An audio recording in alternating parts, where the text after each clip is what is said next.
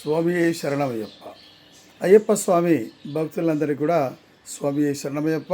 ఎంతో నియమనిష్టలతోటి మీరు చేస్తున్నటువంటి దీక్ష సక్రమంగా జరగాలి. మీరు పడి పూజలు చేసుకొని ఇరుముళ్ళు కట్టుకొని శబరిమల క్షేత్రాన్ని జరిగి అయ్యప్ప స్వామికి నెయ్యాభిషేకం చేయించి కర్పూర ఆరతులు ఇచ్చి జ్యోతి స్వరూపుని దర్శనం చేసి రావాలి. మీ అందరికీ కూడా హరిహరపుత్ర అయ్యప్ప స్వామి కరుణా కటాక్షాలు ఎల్లవేళలా ఉండాలని కోరుకుంటూ మీ బాలరాజు స్వామి. ఒక చిన్న ప్రశ్న. ఒకరోజు ఒక భక్తుడు అడుగుతాడు అనమాట, గురుస్వామి, ఈ 14 లోకాలకు అధిపతి అయినటువంటి శివుడు ఎందుకు ఎవరు జపం చేస్తూ ఉంటాడు, ఎప్పుడు కూడా నిరంతరం జపంలో తపంలో ఉంటాడు, ఆయనను మించిన దేవుడే లేడు కదా, మరి ఆయన ఎవరిని జపిస్తున్నాడు అని అడిగిండంట.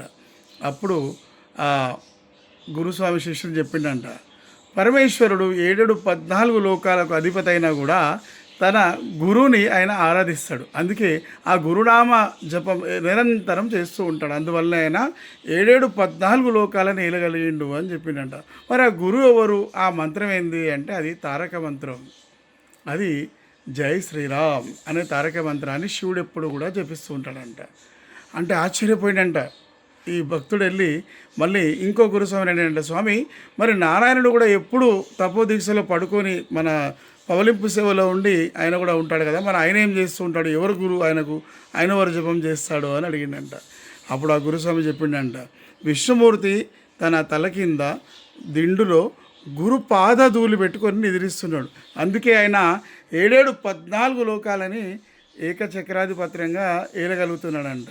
మరి ఆ గురువు ఎవరయ్యా అంటే పరమశివుడు. వీరు ఎప్పుడు కూడా నేను గొప్ప అనుకోలే.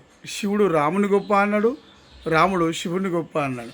అట్లా ఒకరి గొప్ప ఒకరు తెలుసుకున్నారు కాబట్టి వాళ్ళు ఈరోజు దేవతలుగా పూజిస్తబడుతున్నారు.